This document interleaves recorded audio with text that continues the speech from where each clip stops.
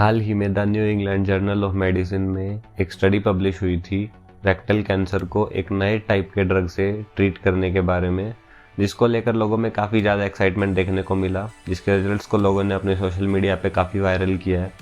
और इसी एक्साइटमेंट में कुछ पोस्ट्स ऐसी भी थी जिनसे लग रहा था कि कैंसर तो अब पुराने दिनों की बात है, अब हमें और दूसरे बीमारियों को ठीक करने पर ध्यान दे सकते हैं। पर क्या ये बात सच में सच है कि कैंसर अब पुराने दिनों की बात है, अब हम कैंसर को पूरे तरीके से ठीक कर सकते हैं? ये हम इस वीडियो में जानेंगे। पहले बात करते हैं स्टडी के बारे में। इस रिसर्च में 16 लोगों ने पार्टिसिपेट किया था जिनको मिससेंस रिपेयर डेफिशिएंट रेक्टल कैंसर था। रेक्टल कैंसर मतलब कि हमारी बड़ी आंत यानी कि लार्ज इंटेस्टाइन का सबसे लगभग आखिरी जो हिस्सा होता है उसको रेक्टम बोलते हैं, रेक्टम या फिर हिंदी में मलाशय बोलते हैं जिसको, उसका कैंसर था। जिसमें से 12 लोगों को एक नई ड्रग दी गई थी, डोस्टालिमैब। 6 महीने के बाद उन लोगों का FDG PET scan, MRI, endoscopy और बायोप्सी टेस्ट करने के बाद पता चला कि 12 के 12 में कैंसर का नामो निशान खत्म हो चुका था। मतलब कि कैंसर 100% क्लिनिकली क्योर हो चुका था, ठीक हो चुका था। तो ये जादू कैसे हुआ इस नए ड्रग से जिसका नाम है डोस्टालिमैब, यही हम जानेंगे इस वीडियो में। पहले बेसिक से शुरू करते हैं। हमारे शरीर में सबसे छोटी जिंदा चीज़ सेल होता है, सेल यानी कि कोशिका। तो जो कोशिका होती है उसके अंदर एक न्यूक्लियस होता है और न्यूक्लियस के अंदर डीएनए होता है। आपने डीएनए सुना होगा। तो डीएनए होता है वो न्यूक्लियस के अंदर होता है, जो कि सेल को बताता है कि उसे क्या बनाना है, मतलब कि क्या कौन सा प्रोटीन बनाना है जिससे कि हमारे बॉडी के सारे फंक्शन होते हैं। तो वही सेल्स मिलके सारी चीज़ें बनाती हैं हमारी बॉडी में, जिससे कि हम पूरे बने हैं। अलग अलग ऑर्गन सिस्टम बनाती है, जैसे सांस लेने के लिए अलग, खाना पचाने के लिए अलग, सोचने के लिए अलग। वैसे उन्हीं में से एक सिस्टम है इम्यून सिस्टम, यानी कि रोग प्रतिरोधक तंत्र, जो कि हमें बीमारियों से और कीटाणुओं से और कैंसर से बचाता है। इम्यून सिस्टम के बारे में डिटेल वीडियो इस चैनल पे है, जिसका वीडियो का लिंक मैंने डिस्क्रिप्शन में दे दिया है, आप देख सकते हैं ताकि आपको बेटर समझ आए। तो जो डीएनए है सेल्स के अंदर, इसमें खराबी आती रहती है, मतलब कि उसकी बनावट या फिर कभी टूट जाता है वो। तो इस तरीके से डीएनए टूटता रहता है, जुड़ता रहता है। उसको जोड़ने के लिए हमारे सेल्स के अंदर सिस्टम भी होते हैं, न्यूक्लियस के अंदर डीएनए डिवाइड भी होता है। पर जब डीएनए ठीक से डिवाइड नहीं कर पाता या फिर टूट जाता है या फिर ख़राब हो जाता है, तो उससे वो म्यूटेशन बोलते हैं। उस म्यूटेशन से जो सेल होती है जिसके अंदर वो डीएनए ख़राब हुआ है, वो सेल फिर अजीब तरीके से बिहेव करने लगती है। मतलब कि अब वो अपना नॉर्मल काम नहीं करती, अब वो कुछ और बनाती है, कुछ और टाइप के प्रोटीन बनाएगी जो कि हमारे काम के नहीं होंगे। और उस सेल को अब रोका नहीं जा सकता ग्रो करने से। मतलब कि वो 1 से 2, 2 से 4, 2 फिर 4 से 8 ऐसे डिवाइड होती रहेगी हमेशा के लिए। मतलब वो सेल अमर हो जाती है और फिर वो कैंसर बना लेती है। ऐसी सेल को कैंसर सेल बोलते हैं। और अगर इसको बढ़ने दिया तो फाइनली इंसान की मौत हो सकती है। पर हर किसी में कैंसर नहीं होता, क्योंकि कैंसर को रोकने के लिए हमारी बॉडी में काफ़ी बंदोबस्त किए हुए हैं, काफ़ी मैकेनिज्म है। उन्हीं में से एक है इम्यून सिस्टम, उन सेल्स को ख़त्म कर देता है पहचान के। क्योंकि हमारा इम्यून सिस्टम काफ़ी इंटेलिजेंट है, कह सकते हैं इंटेलिजेंट है, क्योंकि ये अपने और पराये का फ़र्क जानता है। मतलब कि ये अपने सेल्स जो नॉर्मल सेल्स हैं उनको कुछ नहीं कहता, जबकि जो दूसरे सेल्स है बाहर के, यानी कि मान लो कीटाणु हुए हमें बीमार करने वाले, या फिर हमारे अंदर के ही पर कैंसर सेल्स जो कि थोड़े अलग दिखते हैं नॉर्मल सेल से, तो उनको ख़त्म करने का काम इम्यून सिस्टम ही करता है। एग्जाम्पल से समझते हैं कि हमारा इम्यून सिस्टम नॉर्मल और कैंसर सेल में फ़र्क कैसे पता करता है।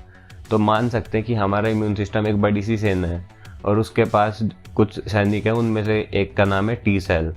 जो टी सेल होता है उसके पास काफ़ी सारे स्कैनर होते हैं, जैसे हम मोबाइल से स्कैन करते हैं ना आजकल क्यूआर कोड, वैसे ही मान लो कि उसके पास स्कैनर होते हैं, उनको बोलते हैं हम T cell receptors. T cell भी बाकी सेल्स को स्कैन करता है, तो बाकी सेल्स के ऊपर क्यूआर कोड होगा, वो टी सेल स्कैन करेगा और उसको पता चल जाएगा कि ये नॉर्मल है। टेक्निकल भाषा में उस क्यूआर कोड को एंटीजन बोलते हैं।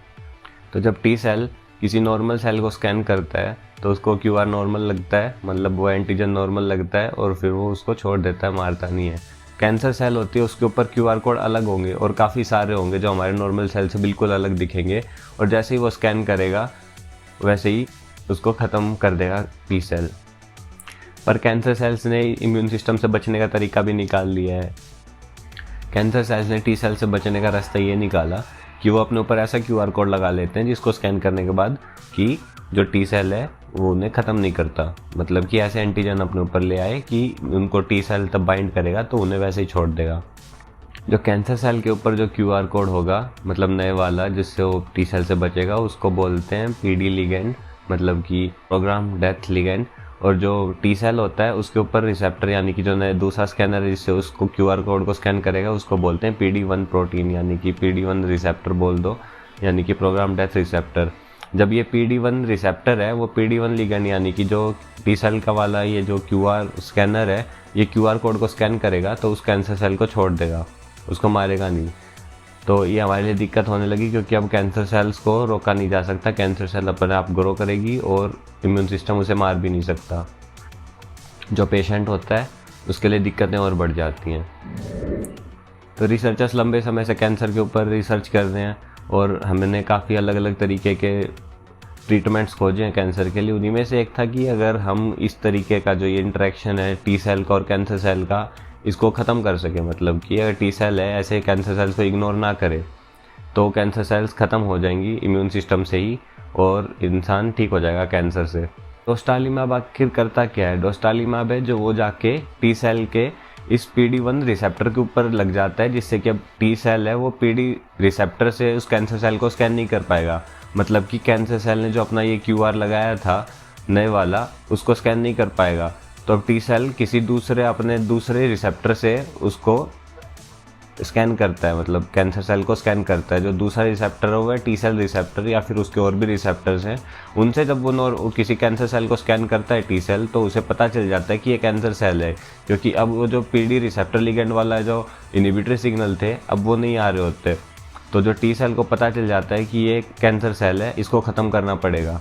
तो उसके बाद इम्यून रिएक्शन एक्टिवेट हो जाती है और फिर कैंसर सेल्स को मार दिया जाता है हमारे इम्यून सिस्टम से ही। तो इस तरीके का डोस्टालिमैब पहला ड्रग नहीं है, इसी की क्लास के और भी ड्रग्स पहले यूज़ हो चुके हैं पर उनकी इफेक्टिवनेस इतनी नहीं थी जितनी इसकी है। डोस्टालिमैब ने 12 में से 12 पेशेंट्स को 100% क्योर कर दिया, मतलब कि उसकी एफिकेसी काफ़ी ज़्यादा है। ये रिसर्च नई नहीं है, ये काफ़ी पुराने वक्त से हाइपोथेसिस थी कि इस तरीके से हम जो ये PD रिसेप्टर लिगेंड कॉम्प्लेक्स का जो इनिबिशन होता है टी सेल के ऊपर उसको अगर ब्लॉक कर दें तो हमें अच्छे रिजल्ट्स मिल सकते हैं। पर जो पहले ड्रग्स थे वो इतने इफ़ेक्टिव नहीं थे। डोस्टालिमैब काफ़ी इफ़ेक्टिव ड्रग है जिसने अपनी एफिकेसी अभी छोटे टेस्ट में प्रूव की है।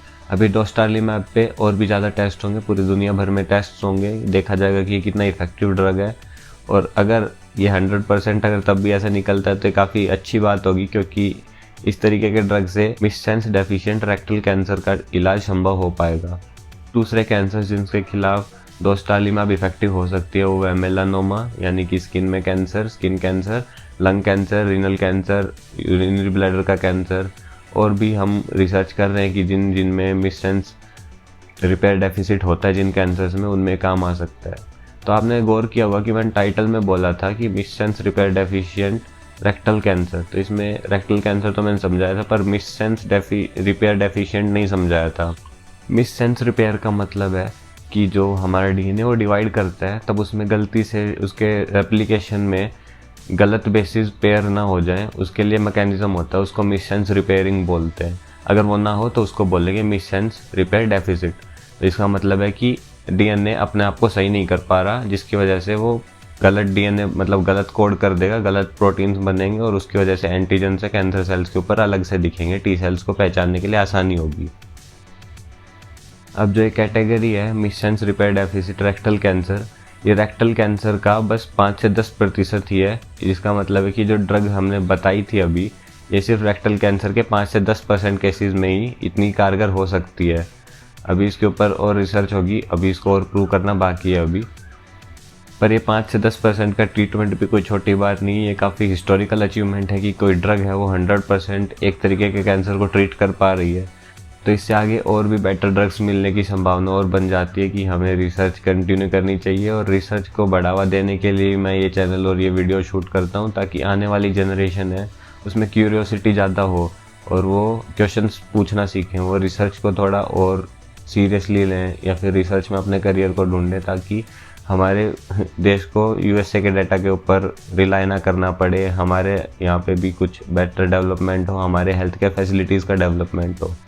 इसलिए मैं ये वीडियोस बना रहा हूँ और इन वीडियोस को आप शेयर कीजिए अपने घर पे, जो पेरेंट्स हैं जिनको उनको आना चाहिए तभी वो अपने बच्चों को कुछ बता पाएंगे, या फिर नॉन मेडिको जो भी आपके दोस्त हैं वो भी उन तक भी ये वीडियोस पहुँचे ताकि वो ये जो हो रहा है दुनिया में घटनाएं घट रही हैं उनके बारे में एक बेटर समझ हो और वो कुछ भी कमेंट ना करें फालतू का। जैसे कोविड के टाइम पे वैक्सीनेशन के बारे में बहुत ही ज़्यादा अजीब चीज़ें फैली हुई थी, तो वैसी सिचुएशन ना हो तो उससे हमारी दुनिया और अच्छी बनेगी।